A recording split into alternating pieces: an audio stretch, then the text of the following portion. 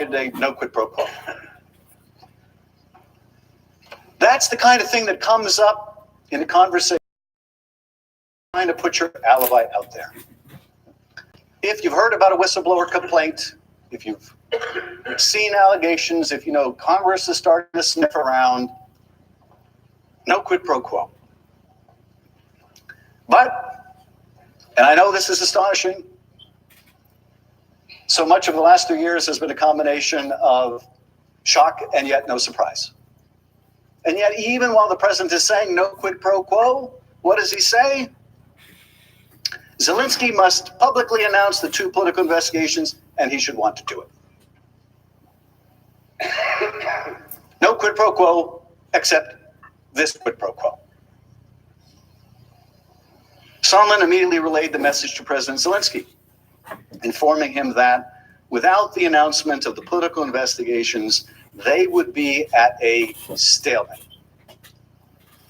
Sondland made clear that this reference to a stalemate meant the release of the security assistance. President Zelensky, after hesitating for weeks to join the president's corrupt scheme, finally relented. President Zelensky informed Sondland that he agreed to do a CNN interview.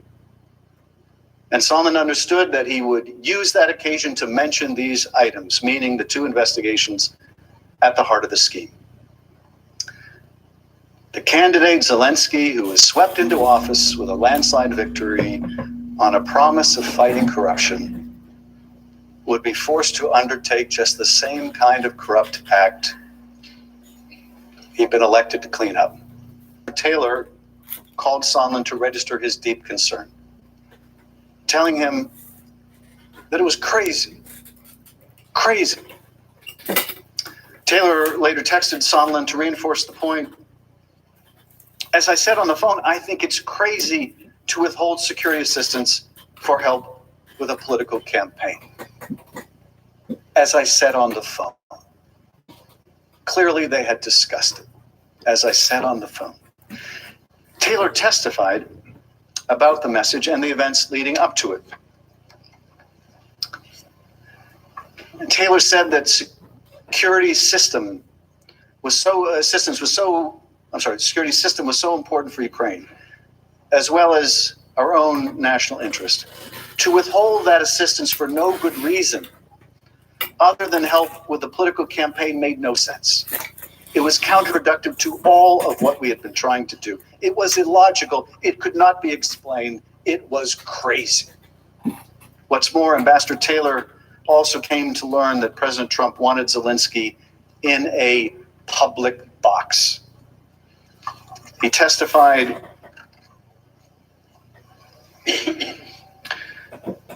Mr. Goldman asking the question, now you referenced a television interview and a desire for President Trump to put Zelensky in a public box, which you also have in quotes. Was that in your notes? Now, this is a reference, I think, to his written testimony.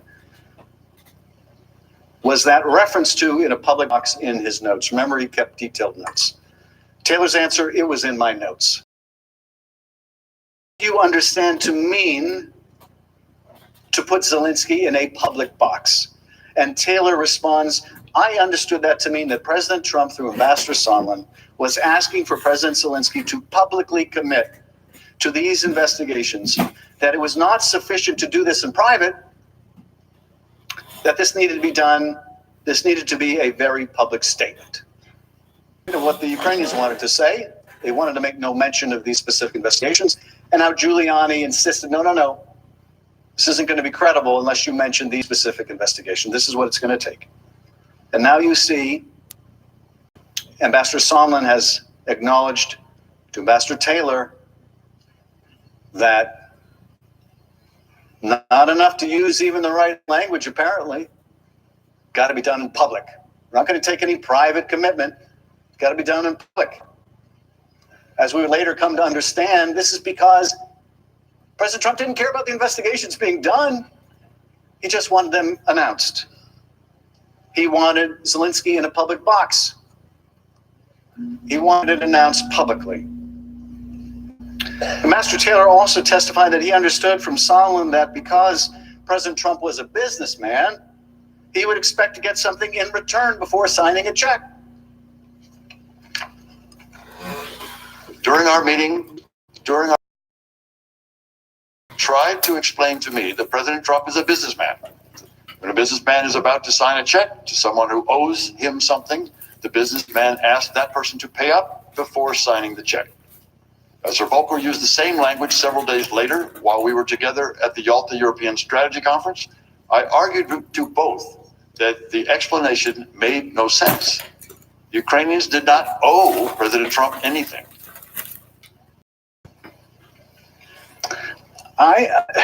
This is very telling. Ambassador Taylor, a Vietnam veteran, West Point graduate. Ukrainians didn't owe us anything. Clearly, Donald Trump felt the Ukrainians owed him, right? This is not about Ukraine's national security. It's not about our national security. It's not about corruption. No, it's about what's in it for me. Those Ukrainians owe me. Before I sign a check, and by the way, that's not his money. That's your money. That's the American people's money for their defense. But here we see Ambassador Sondland explaining, no, President Trump's a businessman. Before he's going to sign a check, he wants to get something. And of course, that's something that he was going to sign that check, or he's going to make that payment for with our tax dollars. That thing that he was going to buy with those tax dollars was a smear of his opponent and an effort to lift whatever cloud he felt was over his presidency because of the Russian interference on his behalf in the last election. Now, the president has offered an assortment of shifting explanations after the fact for the hold on aid, including that he withheld the money because of corruption in Ukraine or concerns about burden sharing with other European countries. But those arguments are completely without merit. First, the president's own administration had determined by the time of the hold that Ukraine had undertaken all necessary anti-corruption and defense reforms in order to receive the funds. The Defense Department and State Department officials repeatedly made this clear as the hold remained and threatened the ability of the agencies to spend the money before the end of the fiscal year. Second, the evidence revealed that the president only asked about foreign contributions to Ukraine in September, nearly 2 months after the president implemented the hold, and as it became clear that the public, Congress, and a whistleblower were becoming aware of the president's scheme. The after-the-fact effort to come up with a justification also belies the truth. The European countries provide far more financial support to Ukraine than the United States. Their support is largely economic. Ours also includes a lot of military support. But Europe is a substantial financial backer of Ukraine.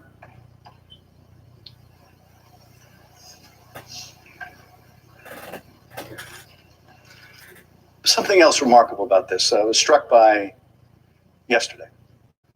As we're going through the importance of the witness testimony and looking at some of those redacted emails in which the administration sought to hide its misconduct.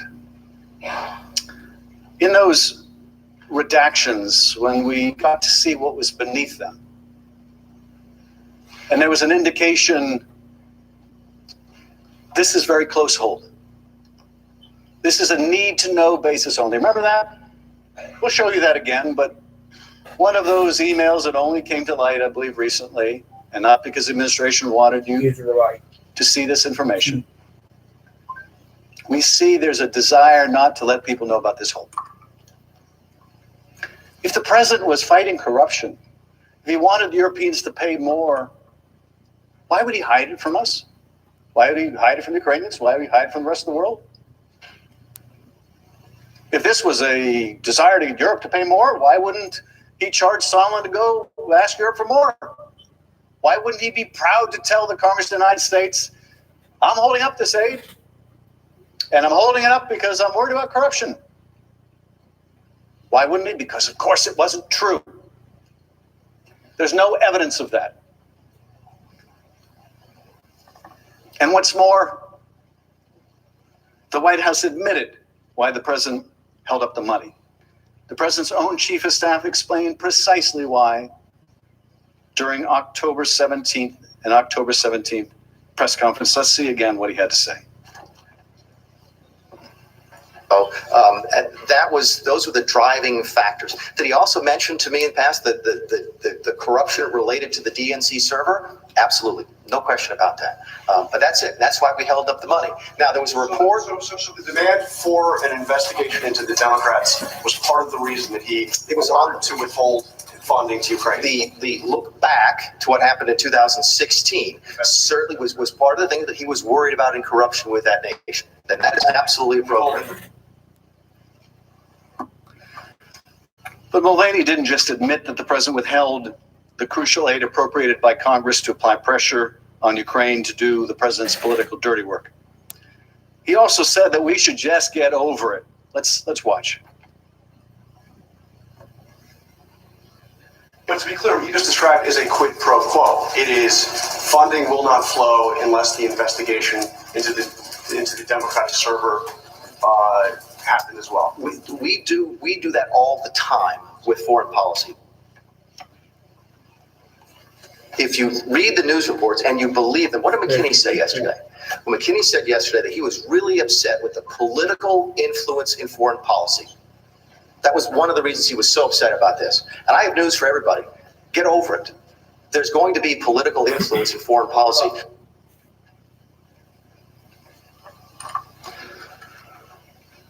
Should the Congress just get over it? Should the American people just come to expect that our presidents will corruptly abuse their office to seek the help of a foreign power to cheat in our elections? Should we just get over it? Is that what we've come to? I hope and pray that the answer is no. We cannot allow a president to withhold military aid from an ally at war for illicit help in a re-election campaign. I hope that we don't have to just get over that. I hope that we just don't have to get accustomed to that. Is that what we want to tell our constituents? Yeah, the president withheld aid from an ally. Yeah, it damaged our national security. And yeah, he wouldn't meet with a foreign leader who's important to us unless he got help in the next election. And yeah, it's wrong to try to get a foreign power to help. It's kind of cheating, really. If we're going to be honest about it, blatant about it, it's cheating. Americans are supposed to decide American elections, but I guess we just need to get over it. I guess that's just what we should now expect of a president of the United States.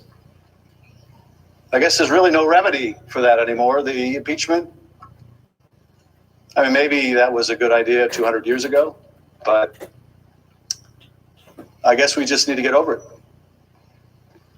I guess maybe the president really is above the law because they say you can't indict the president.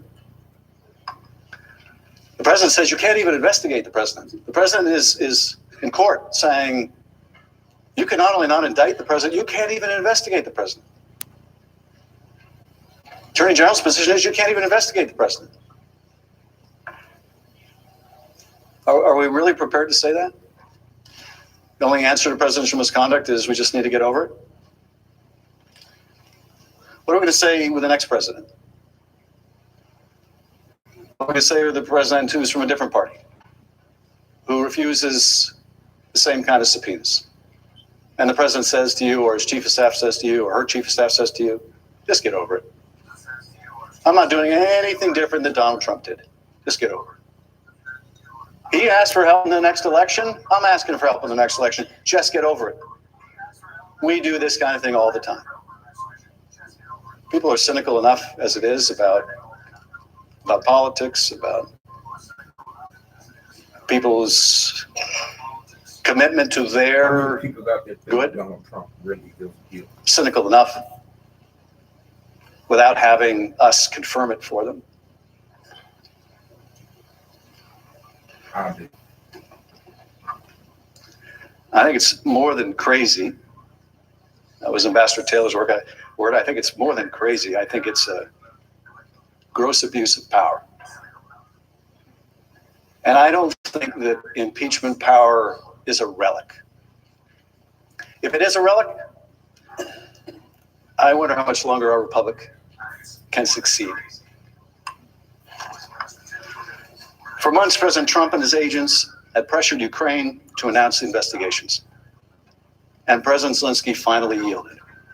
As previously noted, he scheduled a CNN interview and planned to publicly announce the politically motivated investigations. He informed Sondland of this plan during a September 7th phone call. In the same call, Sondland relayed to President Zelensky that Trump required that the Ukrainian leader make the public announcement in order to get the critical military aid. President Trump's corruption had finally worn down President Zelensky, overcoming his effort to remain true to his anti-corruption platform until events intervened. Before Zelensky could do the interview, President Trump learned that his scheme had been exposed. Facing public and congressional pressure on September 11th, the president finally released the hold on aid to Ukraine. Just like with the implementation of the hold, he provided no reason for the release. But the reason is quite simple. The president got caught. In late August, President Trump learned about a whistleblower complaint that was winding its way through the intelligence agencies on its way to Congress. On September 9th, 3 House committees announced an investigation into President Trump's Ukraine misconduct and that of his proxy, Rudy Giuliani. Later that day, again, September 9th, the Intelligence Community Inspector General notified the Senate and House Intelligence Committees of the existence of the complaint and the fact that it was being withheld from Congress contrary to law and in an unprecedented fashion. Facing significant public pressure on September 11th, the president gave up and released the money to Ukraine. 1 week later, President Zelensky canceled the CNN interview.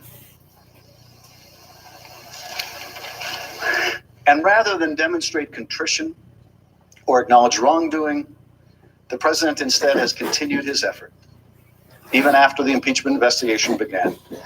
He not only continued to call on Ukraine to investigate his political opponent and called on China to do the same. This should concern all of us.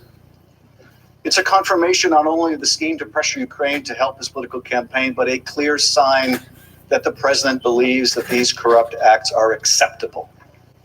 A president this unapologetic, this lawless, this unbound to the Constitution and the oath of office must be removed from that office,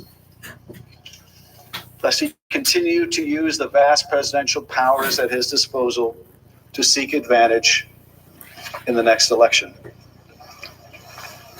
President Trump's abuse of powers of his office undermined the integrity of our free and fair elections and compromised America's national security.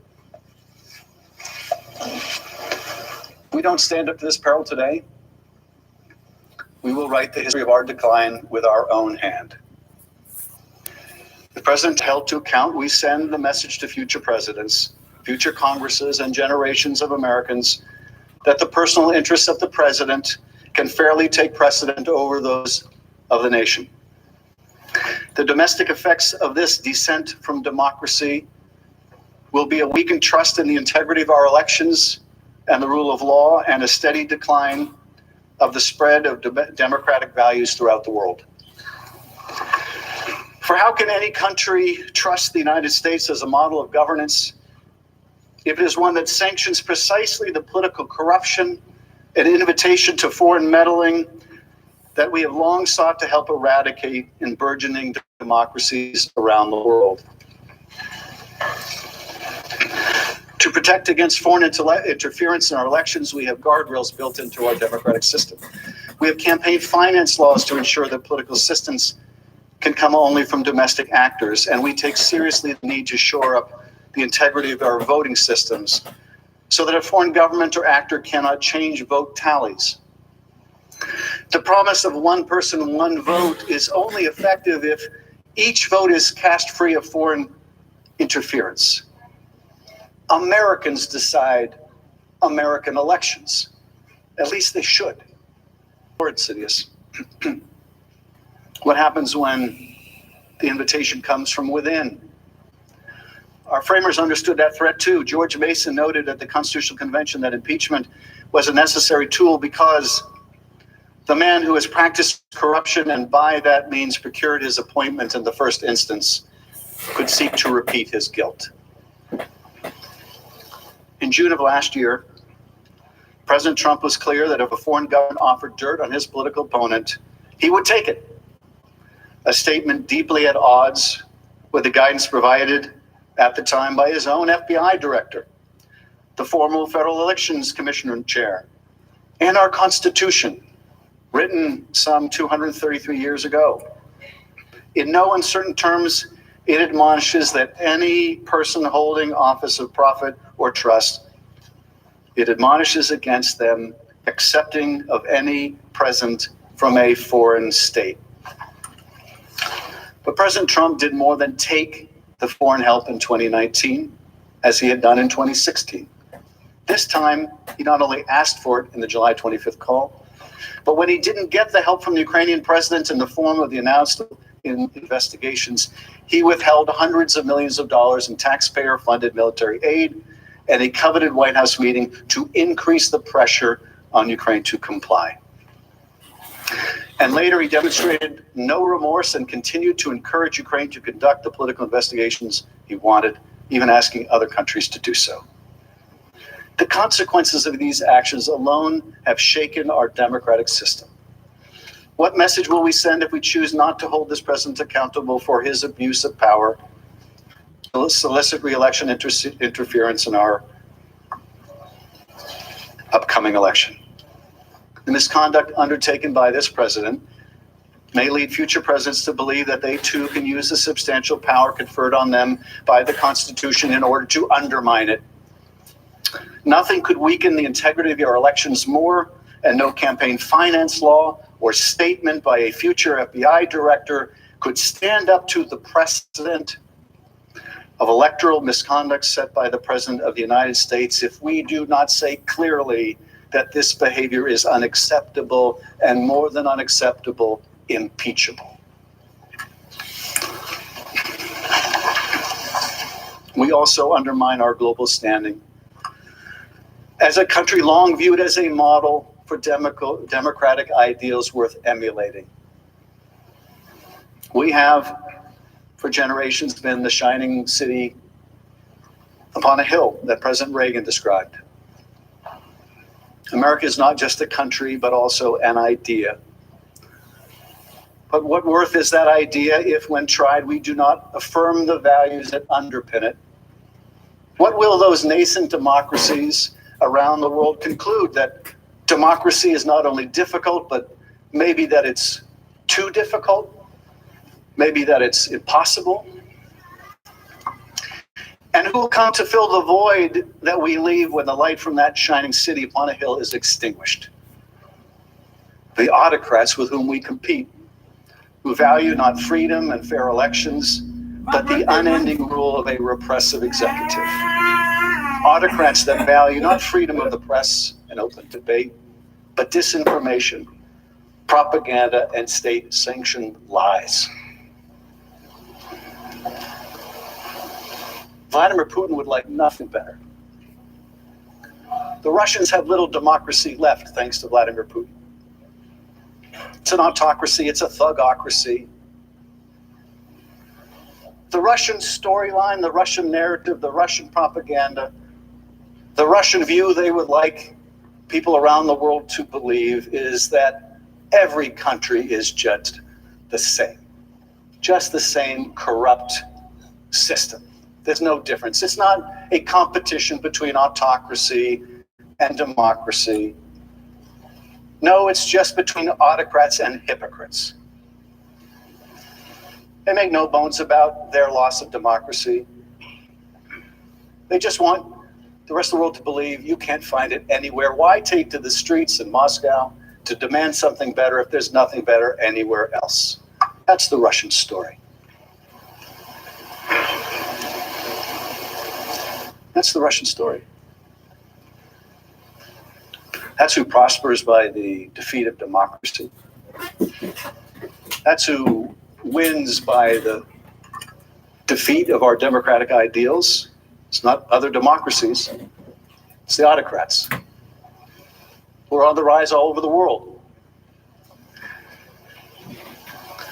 I think all of us in this room have grown up in a generation where each successive generation lived with more freedom than the one that came before.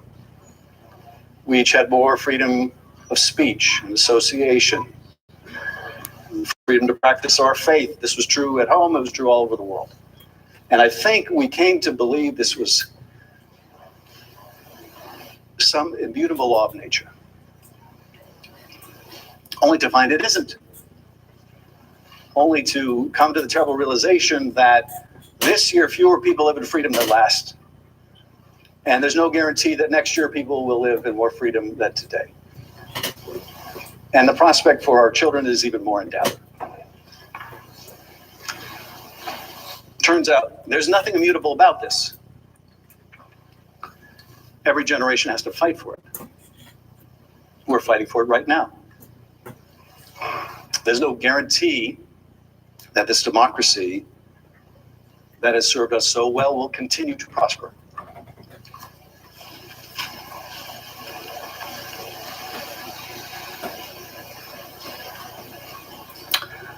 We will struggle to protect this idea. And even as we do, we will struggle to protect our security in more tangible ways. Support for an independent and democratic Ukraine, which is the literal bulwark against Russian expansionism in Europe, is essential to our security. Russia showed that when it invaded Ukraine in 2014 and sought to redraw the map of Europe. Was our commitment to Ukraine's independence and sovereignty just an empty promise?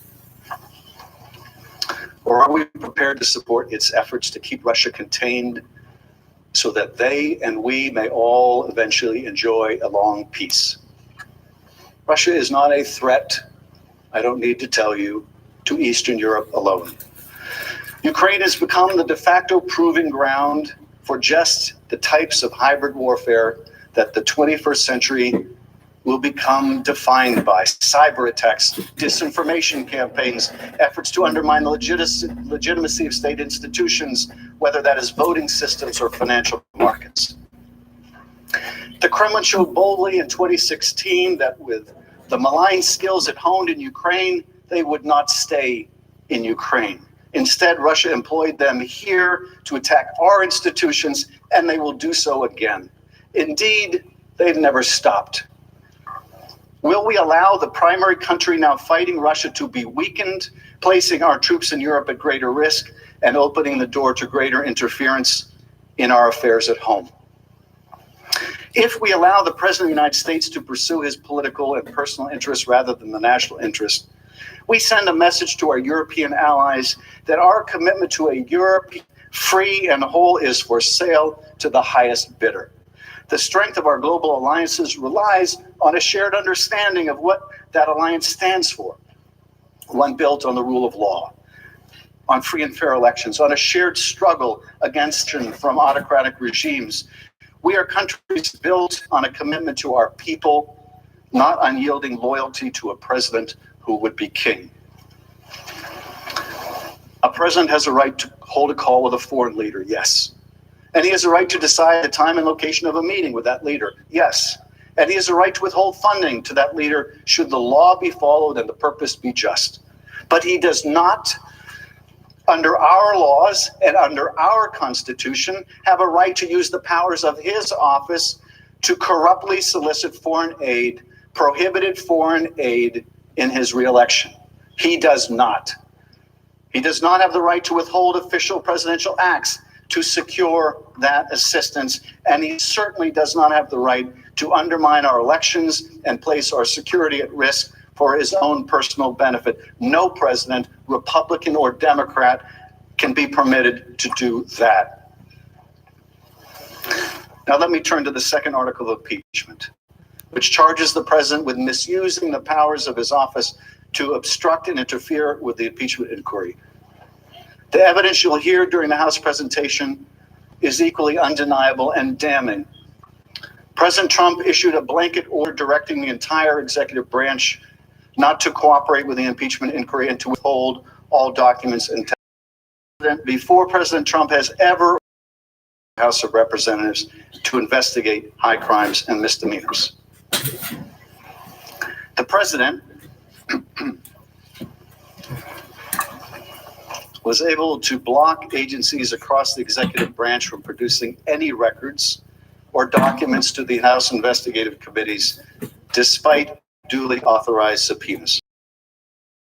To refuse to produce a single document, subpoena that remains in full force and effect. The Department of State and Office of Management and Budget, the Department of Energy, and the Department of Defense continued to refuse to provide a single document or record in response to House subpoenas that remain in full force and effect. It is worth underscoring this point. The House has yet to receive a single document from the executive branch agencies pursuant to its subpoenas. Not a single piece of paper, email, or other record has been turned over, not one. While I pause to drink of water, let me let you know for your timing, I have about 10 minutes left in my presentation. So the end is in sight.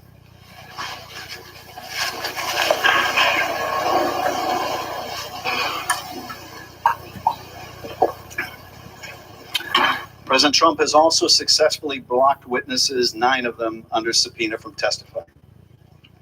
Witnesses with firsthand knowledge of the president's actions, including his closest aides, some of whom were directly involved in executing the president's improper orders. These witnesses include Mick Mulvaney and Robert Blair, Russell Vought, the acting head of the Office of Management and Budget, Michael Duffy, a senior official, and the president's chief legal advisor on the National Security Council, John Eisenberg, among others. The managers will present in detail what these officials knew about their role in executing different parts of the president's scheme. There's no dispute, nor could there be, that President Trump's order substantially obstructed the House impeachment inquiry. That obstruction continues unabated today, even as we stand here at the start of the president's trial. And the president has been able to do so only because of the uniquely powerful position that he holds as our commander-in-chief. No other American could seek to obstruct an investigation into his own wrongdoing this way. No other American could use the vast powers and levers of his government to conduct a corrupt scheme to benefit themselves, and then use those same powers to suppress evidence and bar any cooperation with the authorities investigating them. Not a police chief, not a mayor, not a governor, not any elected official in the country, and certainly not any non-elected official in the country. All those folks watching us from around the country, you know what would happen to them if they defied a lawful subpoena. They got a subpoena commanding them to appear. You know what would happen to them, because they're not above the law. They'd be arrested, they'd be detained, they'd be incarcerated, they would be forced to comply. They're not above the law, and neither are we, and neither is the president. And yet, despite the fact that he is not above the law, the president's extensive and persistent efforts, the House heard from courageous witnesses who did obey lawful subpoenas. And we gathered overwhelming evidence.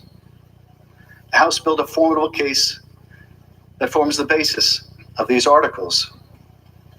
The second article for obstruction of Congress is not simply about President Trump's decision to obstruct a congressional investigation or even an impeachment inquiry. It should not be misunderstood as some routine dispute between two branches of government, nor should it be reduced to the notion that the president was simply protecting himself or fighting back against a partisan or overzealous Congress.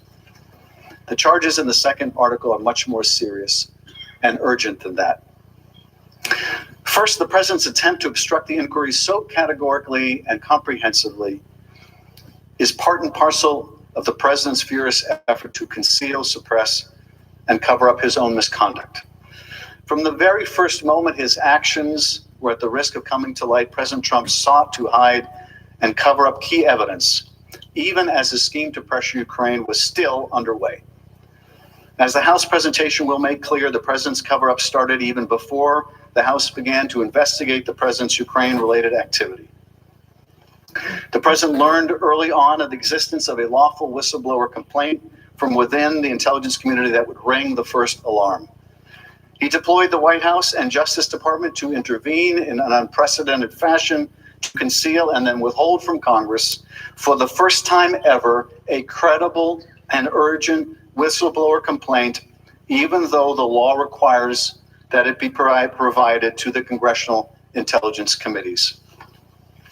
Once the impeachment inquiry was underway in late September, the president used the immense and unique power at his disposal to direct and maintain at every turn the categorical defiance of congressional scrutiny, even as he attacked the inquiry itself and its witnesses.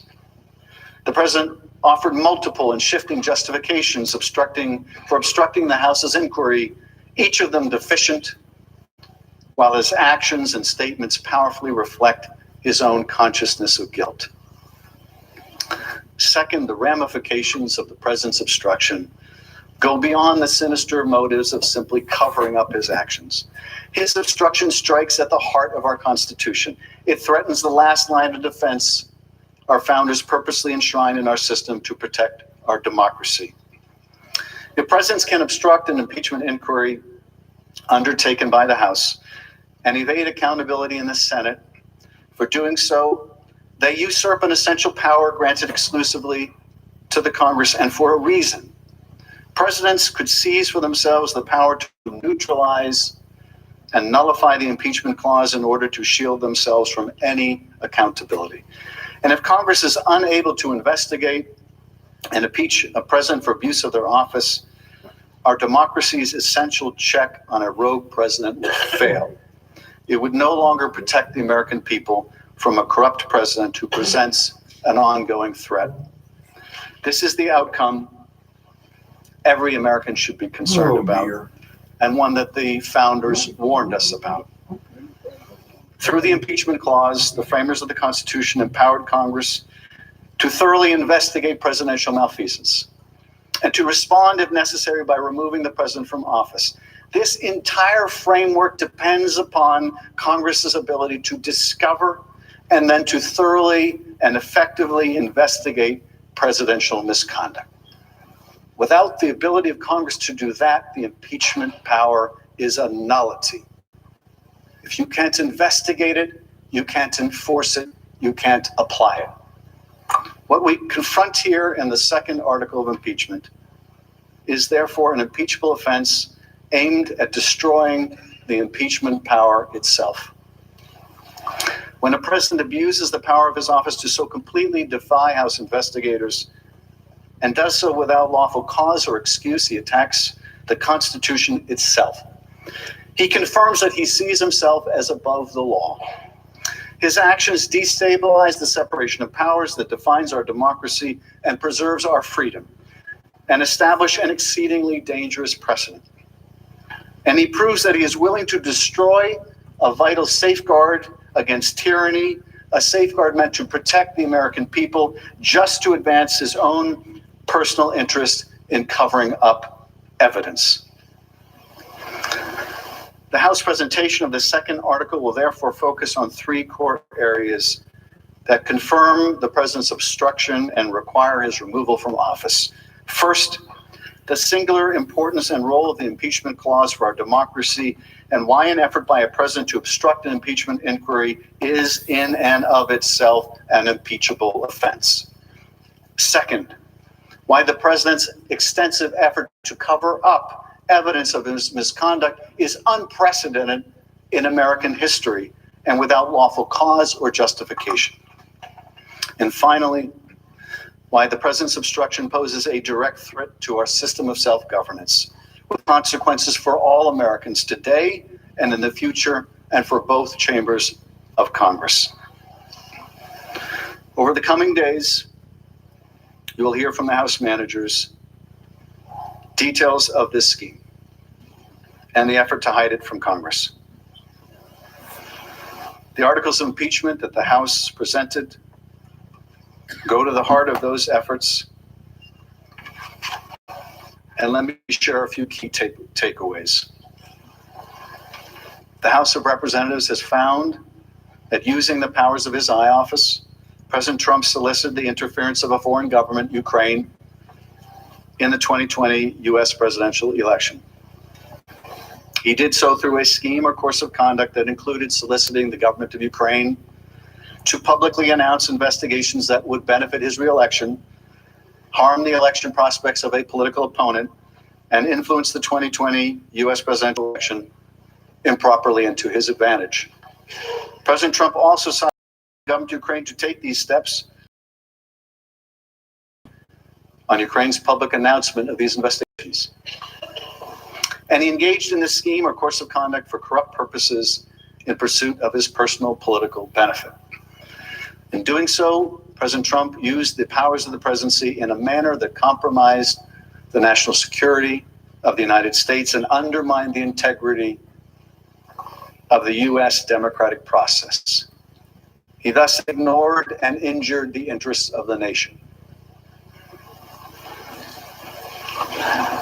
As part of the House's impeachment inquiry, the committees undertaking that investigation served subpoenas, seeking documents and testimony deemed vital to the inquiry from various executive branch agencies and offices, current and former officials. In response and without lawful cause or excuse, President Trump directed executive branch agencies, offices, and officials not to comply with those subpoenas. President Trump thus interposed the powers of the presidency against the lawful subpoenas of the House of Representatives to the exercise of the sole power of impeachment vested by the Constitution in the House of Representatives.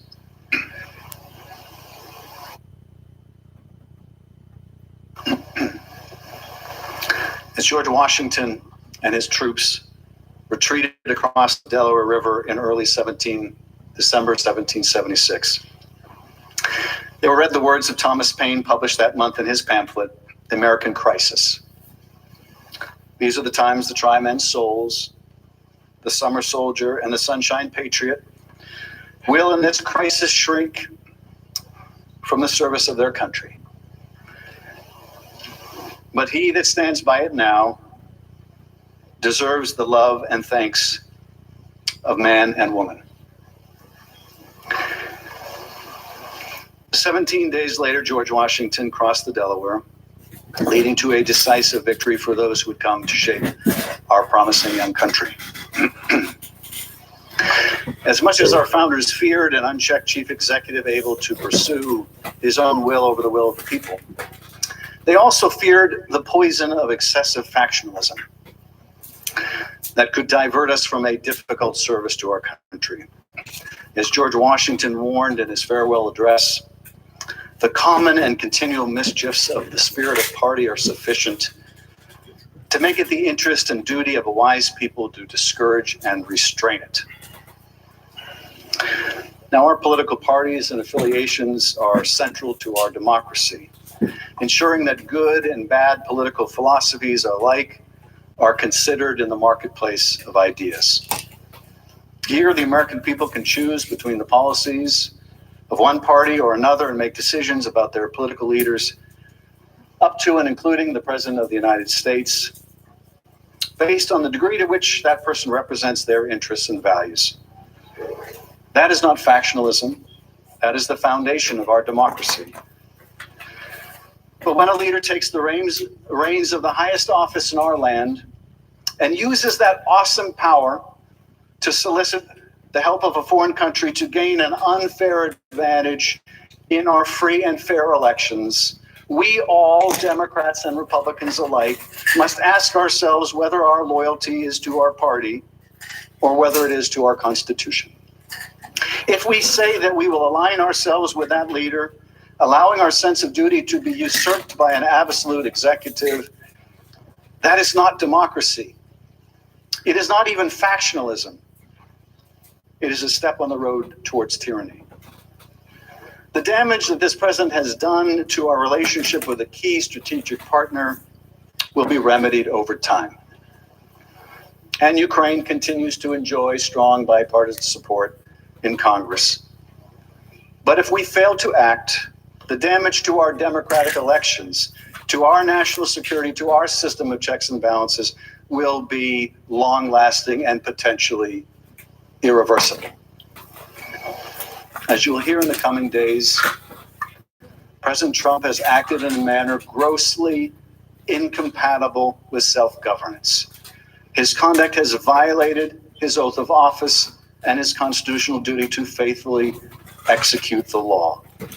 He has shown no willingness to be constrained by the rule of law and has demonstrated that he will continue to abuse his power and obstruct investigations into himself, causing further damage to the pillars of our democracy if he is not held accountable. He cannot be charged with a crime, so says the Department of Justice. There is no remedy for such a threat but removal from office of the President of the United States. If impeachment and removal cannot hold him accountable, then he truly is above the law. We are nearly 2.5 centuries into this beautiful experiment of American democracy, but our future is not assured. As Benjamin Franklin departed the Constitutional Convention, he was asked, "What have we got? A republic or a monarchy?" He responded simply, "A republic if you can keep it." A fair trial, impartial consideration of all of the evidence against the president is how we keep our republic. That concludes our introduction. The majority leader is Chief recognized. Justice, colleagues, I suggest we have a recess until 10 minutes to 4, at which moment we'll reconvene subject to call the chair. Without objection, so ordered. There you have it. Chairman Adam Schiff, the chairman of the House Intelligence Committee, the lead House manager in this impeachment trial of President Trump, handpicked by Speaker Nancy Pelosi when she announced that she would pursue, and the House would pursue, impeachment back in September.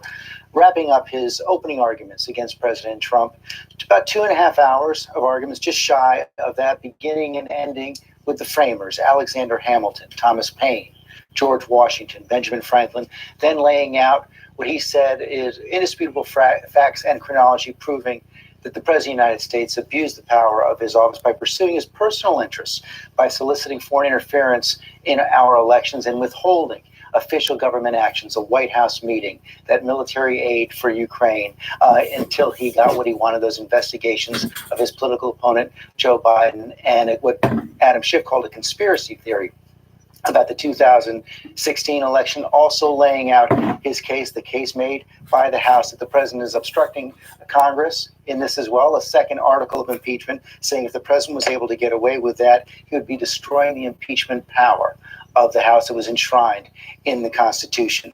Several more hours of arguments to come from the House managers. I want to start with our senior congressional correspondent, Mary Bruce. Of course, Adam Schiff was speaking to the country, but also those 100 senators in the chamber. What can you tell us? Because, you know, the cameras only show the speaker. Those are the cameras set by the Senate. What can you tell us about what kind of reaction he was getting inside that room?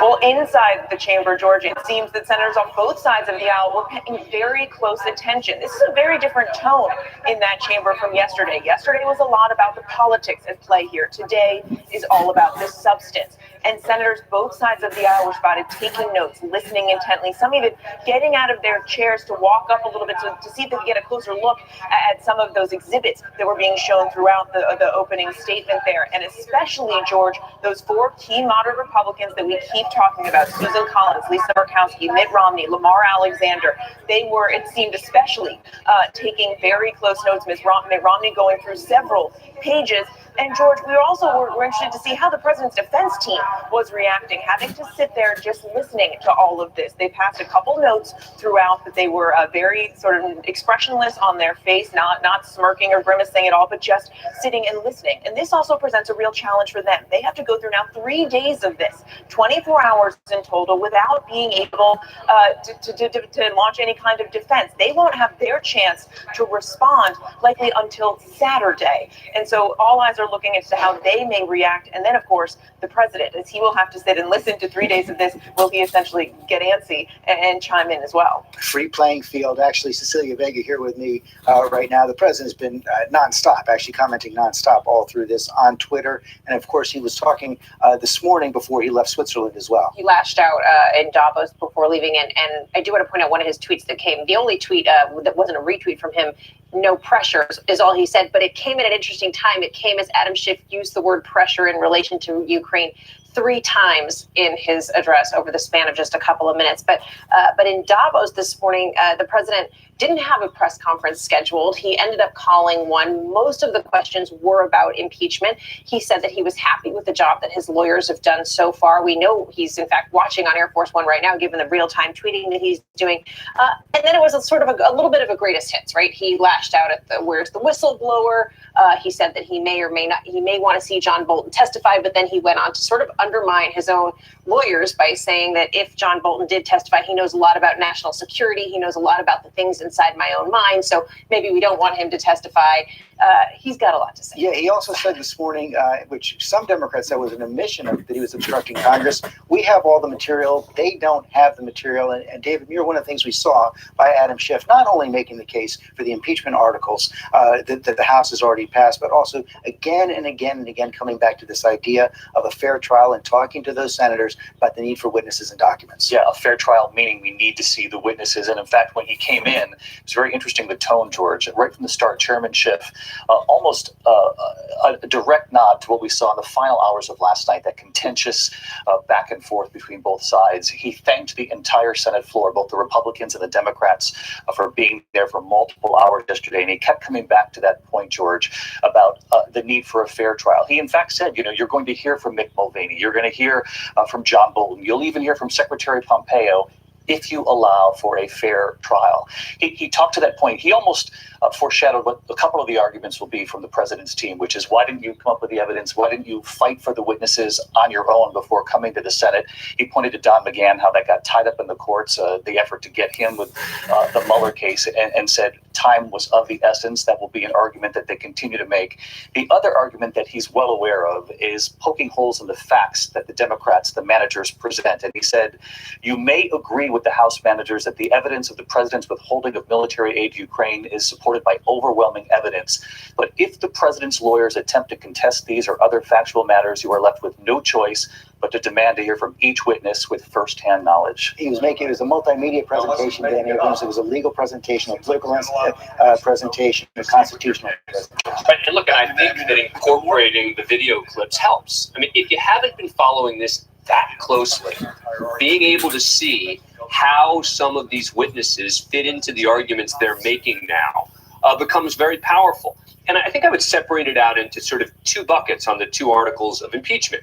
You've got number 1, which is the abuse of power, which is much more fact-based, really arguing again and again about what the president did and how corrupt the Democrats believe that it is. And then there's number 2, which is the obstruction of Congress charge, which is more legalistic. But it's really important here because it goes to the calling of witnesses. Because as you heard Adam Schiff say, they have been unable to get any document or witness from the executive branch. And their argument is, we don't have to go through the courts. We shouldn't have to go through every time because Congress has that power. We shouldn't have to go then litigate each and every one.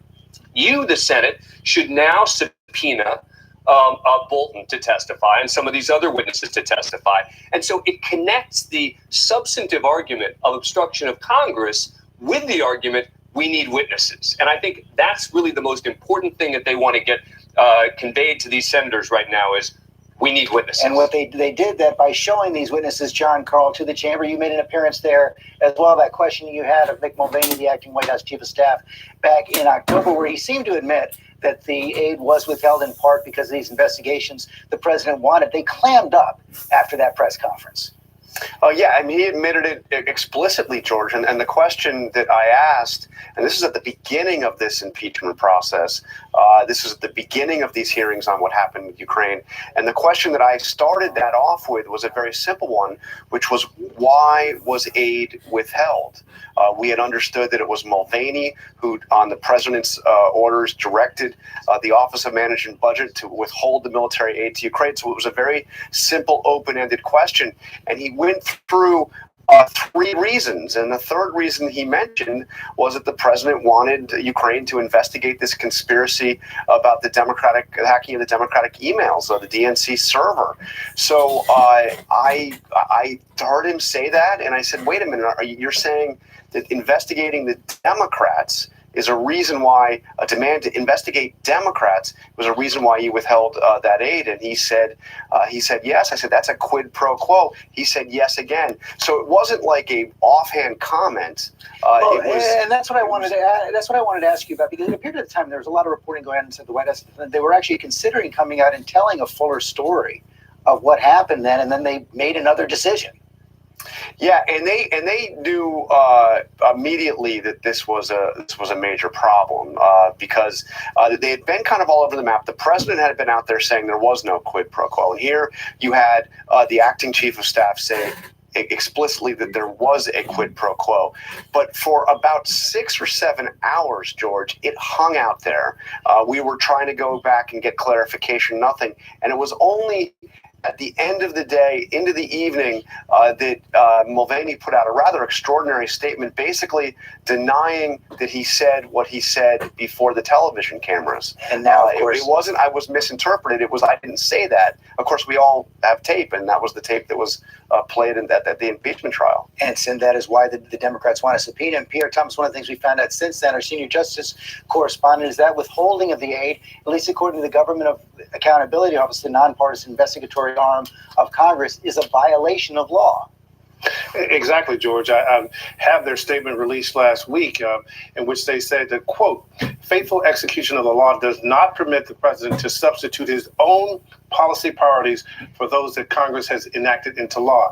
And George, they go on to state that they had problems getting information from the Office of Management and Budget. They pointed that out, and they said that raises constitutional questions. And the other thing, George, that strikes me today is that if you go back in time and look at this whole story, it talks about the tension within the administration. First, the whistleblower gets information about this controversial call. That's reported to the Inspector General of the intelligence community. The intelligence community Inspector General is so concerned that he calls this a, quote, urgent matter. He then tries to get this information over to Congress, and the Justice Department initially tells him he's not required by law to do so.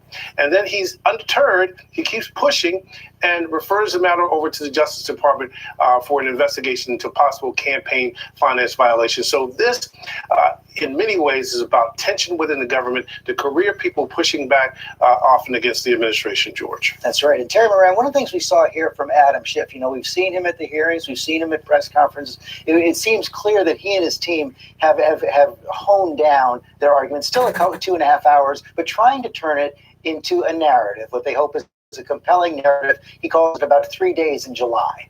That's exactly what I think we just saw for the past couple of hours, 2.5 hours, is Adam Schiff addressing the Senate sitting as a court of impeachment with a proper legal argument. It was meticulous and well organized. It was grounded in evidence, which he recited and arranged, as you said, in a comprehensive narrative. At times he tried to rise to a level of eloquence and stir a sense of responsibility for the Senate. We heard him again and again talk about the responsibility to future times, that what is done here will have an impact generations to come on the delicate balances in the Constitution, on the power of the president and the Congress, and how they have been arranged up until now. At one point saying that if the Senate rejects the Democrats' case that the president abused his power. Quote, we will write the history of our decline with our own hands. And I think we're seeing a clash of cultures that is going to be right through this trial.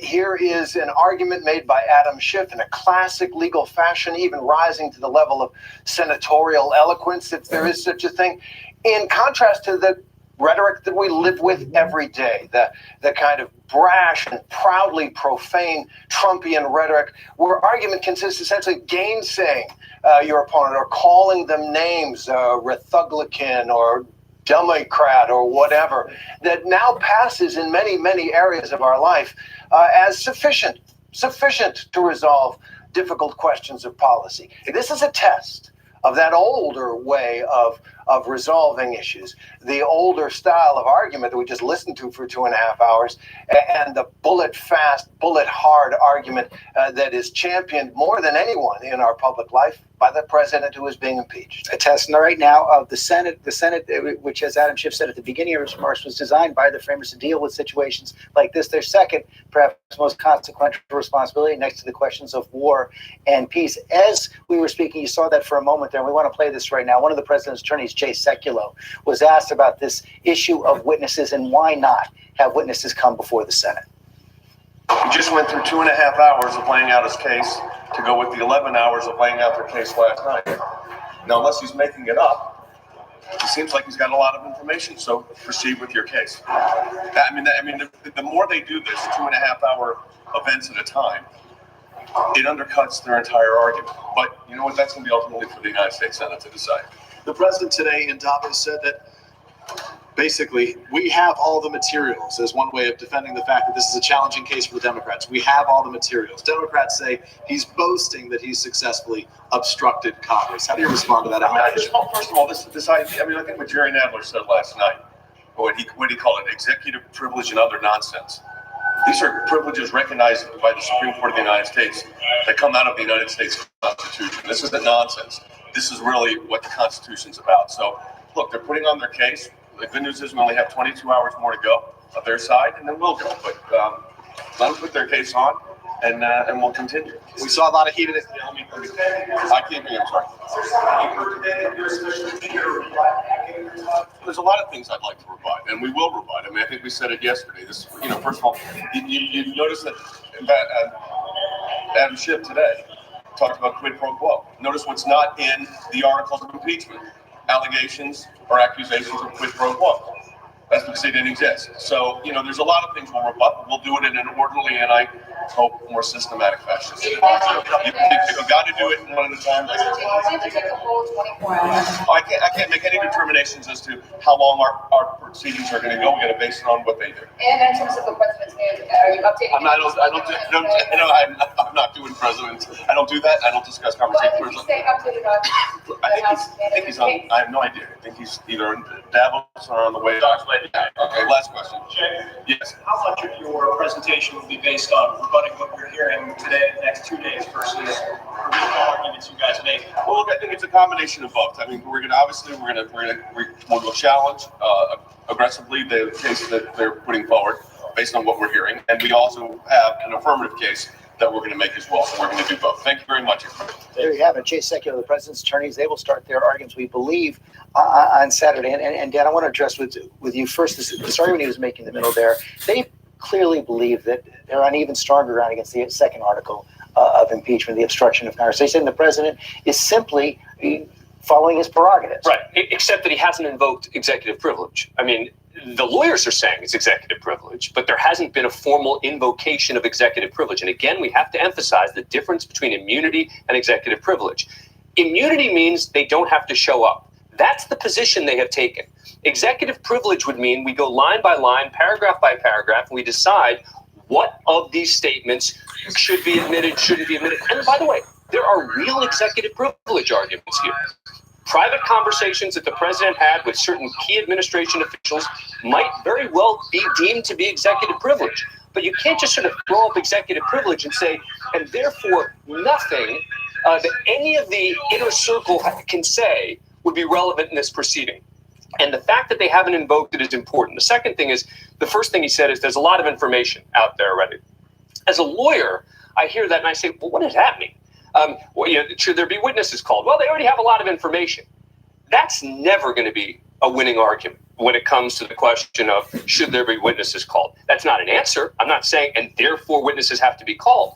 But the response can't just be, well, you know what? They spoke for 11 hours and they got 2.5 hours here. I mean, that's not a legal argument. That's just an argument trying to sway public opinion about, oh, there's just so much out there already. And Terry Moran, one of the arguments that Adam Schiff and his team are making against that is that we've never seen in any other impeachment proceeding the scale of this kind of withholding of evidence defying Congress, which Adam Schiff says is basically defying the impeachment power itself. That is part of his argument, is that one of the president's, the consequences of the president's defiance, in his view, of legitimate congressional inquiry is that he is seizing the power of impeachment, which the Constitution vests solely in the House of Representatives, the trial in the Senate, for himself, and that would have consequences down the line for other presidents. He's essentially daring the Senate to hold the president accountable by calling witnesses at the very least, or surrender power to the presidency. It's an interesting argument, one that I think at the end of the day it rests in the hand of those 4 or 5 moderate Republicans. And John Carl, maybe those 4 or 5 Republicans won't pay any attention to this, but I wonder what impact the president's statements even as today, as Cecilia was describing them, have when he says, hey, maybe I wouldn't mind seeing